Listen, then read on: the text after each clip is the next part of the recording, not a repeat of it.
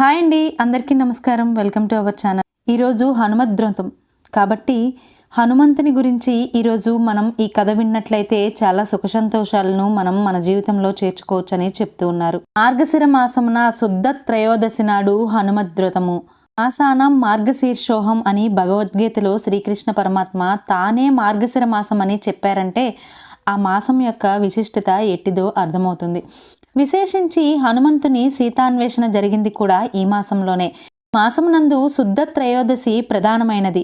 ఈ దినమునే హనుమంతుడు సీతాదేవిని చూశాడు. ఈరోజు హనుమంతుని పూజించిన వారికి కోరికలు తీరి దుఃఖ నివృత్తి అవుతుందని సీతమ్మ తల్లి వరం కూడా ఇచ్చింది. అయితే ఈ వ్రతమునకు ముఖ్యమైన రోజు మార్గశిర శుద్ధ త్రయోదశి. కిందటి దినము నుండే వ్రతయత్నములు గావించుకొనుచు శుచి అయి బ్రహ్మీ ముహూర్తమునే లేచి గురుధ్యానముతో పాటు యథోచిత కృత్యములనర్చి వ్రతమునకు సంకల్పించవలను. హనుమంతుడు పంపానదీ తీరమున విహరించుడు కాన ఈ వ్రతమును పంపా తీరమునే కావింపవలను. అది ఎందులకు అసాధ్యము కాన పంపా తీరమునకు బదులు పంపా కలశమును ఏర్పాటు చేసి దానిని ఆరాధించి దాని పక్కనే హనుమద్వ్రతం ఆచరించినచో హనుమంతుడు పంపా తీరమున వ్రతం ఆచరించినట్లు సంతసించి అనుగ్రహించును.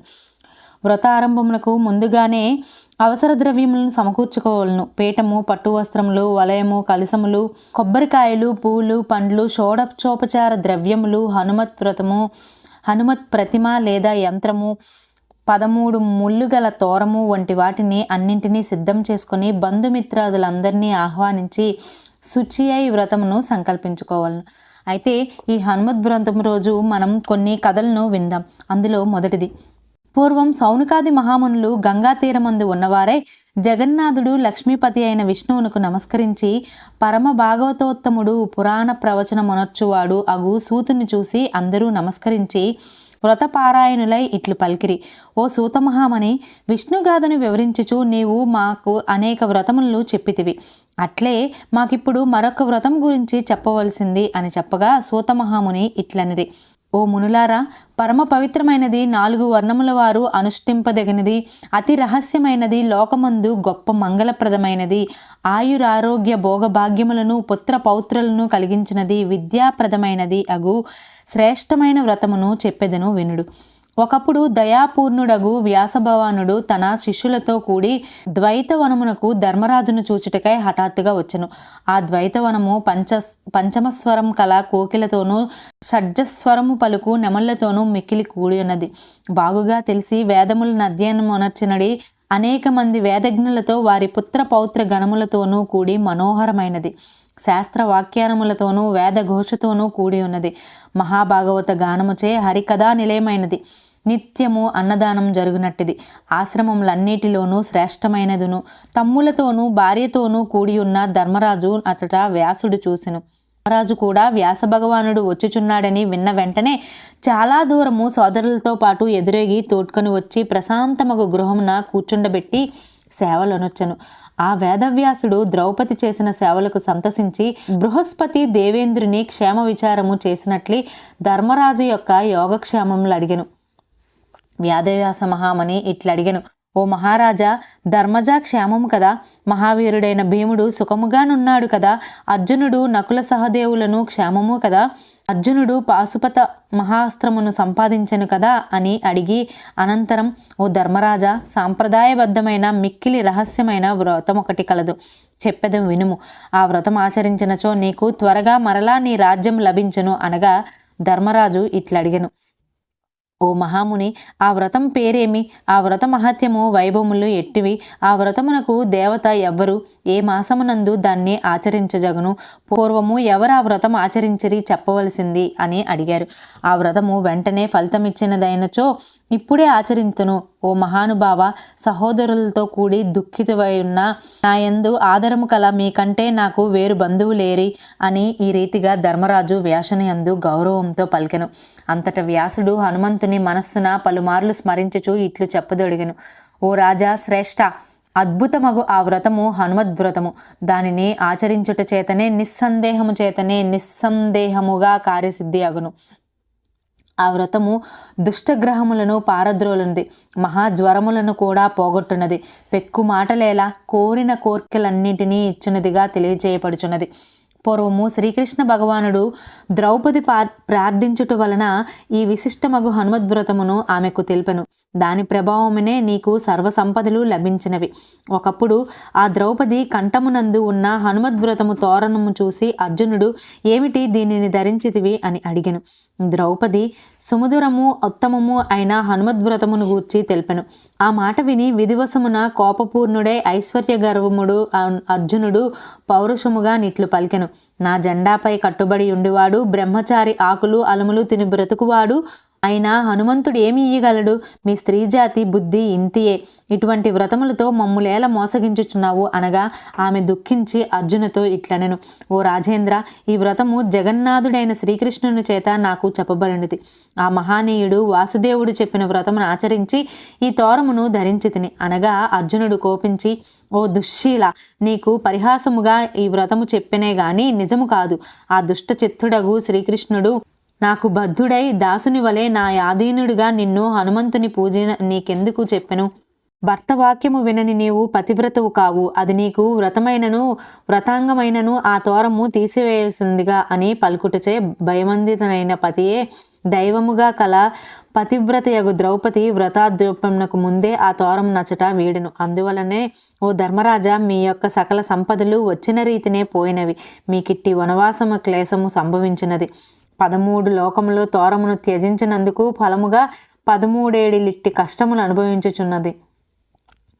ఇది అంతయు విని ద్రౌపది ఆ వ్రత విషయమును జ్ఞాపకము చేసుకుని భర్తలందరి ఎదుట ఈ విషయము సత్యమని అప్పుడు చెప్పెను. అంతా ఆ వ్యాసుడు, ఓ ధర్మరాజా, ఇంకను విననించినచో వేరొక గాథ చెప్పెదను వినుము. పూర్వము శ్రీరాముడు లక్ష్మణునితో కూడిన వాడే సీతను వెదుకుచు ఋష్యమూక పర్వతమును చేరి హనుమంతుని చూసెను. అంతా రాముడు సుగ్రీవునితోనూ హనుమంతునితోనూ స్నేహము చేసెను. అట హనుమంతుడు రామునితో ఇట్లనెను, ఓ శ్రీరామచంద్ర, నీ భక్తుడైన ఎట్టియు రామకార్యమున ప్రవేశపెట్టబడినట్టియు నా మాట వినుము. పూర్వము దేవేంద్రుడు వజ్రాయుధములతో నన్ను కొట్టెను. ఆనాటి నుండి భూతములను హతముడవును ప్రేరుగాంచితిని. అప్పుడు మూర్ఛనందిన నన్ను చూసి నా తండ్రియగు వాయుదేవుడు, ఏల నా కుమారుడు పడగొట్టబడినాడని కోపము వహించి వాయువీచకుండా తిరోగమించెను. ఆ రీతిగా వాయువు లేక ప్రపంచము స్తంభించిపోవుటచే బ్రహ్మాది దేవతలు ప్రత్యక్షమై ఈ రీతిగా పలికిరి, ఓ ఆంజనేయ, నువ్వు చిరంజీవి యొగు అంతులేని పరాక్రమునంది రామకార్యములన్నింటినీ నెరవేర్చము. ఓ వానరేశ్వర వాయుపుత్ర, హనుమద్వ్రమున నాయకుడివైన నిన్ను గొప్పగా ప్రతిష్ఠించి ఎవరు పూజింతురో వారికి సర్వకార్యములు నెరవేరును. కార్యార్థి అయిన రాముడి వ్రతము ఆచరింపదగినని కూడా చెప్పెను. ఆ వాక్యములను ఇప్పుడు గుర్తుకు తెచ్చుకున్నాను. ఓ రామ, నీవా మాటను తప్పక వినుము. వ్యర్థమగు ఆలోచన తగదు. దీనిని సత్యముగా నెంచును. నీకు మనస్సును నచ్చినచో కార్యసిద్ధుడికై ఆ వ్రతమును ఆచరింపుము అని చెప్పి హనుమంతుడు మిన్నకుండగా ఇంతలో హఠాత్తుగా ఆకాశవాణి ఈ చెప్పిన విషయము సత్యమే అని పలికెను. అట్టి ఆకాశవాణిని విని రాముడు సంతసించి ఆ వ్రతం ఆచరించిన వాడై హనుమతో నిట్లు పలికెను, ఓ హనుమంత, ఏ రకమైన విధి ఆ వ్రతమునకు కలదు? దానిని ఎప్పుడు ఆచరించవలను చెప్పుమనగా వాయునందును ఇట్లు చెప్పదొడిగాను. మార్గశిర మాసమున శుక్లపక్షమున జయప్రదమగు త్రయోదశి యందు 13 ముళ్ళు గల తోరమును పసుపు రంగు దానిని కలసమునందుంచి పిదప నాకు ఆ వాహనమునర్చి పూజ గావించవలను. పసుపు పచ్చని గంధము పుష్పములు అట్టివే ద్రవ్యములు విశేషించి ముఖ్యమైనవి. ఓం నమో భగవతే వాయునందన అను మంత్రమును ఉచ్చరించునే 13 ముళ్ళు వేసి ఆ మంత్రమునే షోడచోపచార పూజ గావింతు.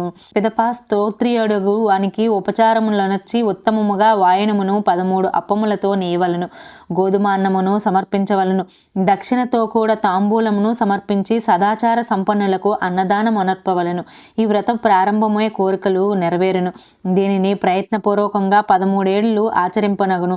దీని ఉద్యాపనకు 13 హనుమత్ ప్రతిమలతో పూర్తియగును అని మిన్నకుండెను. రాముడు సుగ్రీవునితోనూ సోదరునితోనూ కూడి ఆ వ్రతం ఆచరించెను. దానినే కార్యసిద్ధి చేకూరెను. సుగ్రీవుడను విభూషణుడను రామోక్తమగు ఆ వ్రతమును యథోచితంగా ఆచరించి సత్ఫలితములు పొందిరి. అప్పటి నుండి లోకమునందు హనుమద్వ్రతము ప్రసిద్ధమైనది. ఈ శుభప్రదమైన వ్రతమును ఆచరించటం వలన హనుమంతుని సహాయము చేకూరెను. కాన ఓ ధర్మరాజా, నీవు కూడా ఈ వ్రతం ఆచరింపదగును. మాసములందు మార్గశీర్షమును నేనే అని ఆ శ్రీకృష్ణ భగవానుడు భగవద్గీతలో చెప్పెను. కావున నీవు కూడా అట్టి మాసమున వ్రతం ఆచరించి రాజ్యమును పొందగలవు అని వ్యాసుని మాటలు విని అందరూ సంతసించిరి. ఇంతలో సాయం సమయమై సూర్యుడస్తమించగా ఆ రాత్రి గడిపి ఉదయమే లేచి ధర్మరాజు వేదవ్యాసుని మాటలను అనుసరించి ఆ వ్రతమును హనుమద్వ్రతమును ఆచరించెను. ఆ రీతిగా ఈ ధర్మరాజు హనుమద్వ్రతము ఉద్యాపనం ఆచరించి పాయసము చేత హనుమ మంత్రములను హోమము చేసి వ్రతమును సంపూర్ణమునర్చెను. ధర్మపత్నియగు ద్రౌపదితో సాక్షాత్తుగా హనుమద్వ్రతం ఆచరించి సంవత్సరము గడవగానే రాజ్యము పొందగలిగెను. కావున ఓ సౌనకాది మునులారా, వ్రతములన్నిటా శ్రేష్టమైన హనుమద్వ్రతమును మీరు కూడా చేయుడు అని సూతుడు చెప్పెను. అట్లు వ్రతమహత్యమెరిగిన మునులందరూ యథావిధిగా మంగళప్రదమగు హనుమత్ వ్రతమును ఆచరించిరి. ఇదండి ఈ కథ. మీకు ఇందులో మనం ఈరోజు ఈ హనుమద్వ్రతము సందర్భంగా చెప్పుకున్న కథలు మీకు నచ్చాయని అనుకుంటున్నాను. మరో మంచి కథలతో మీ ముందు ఉంటాను. అంతవరకు సెలవు.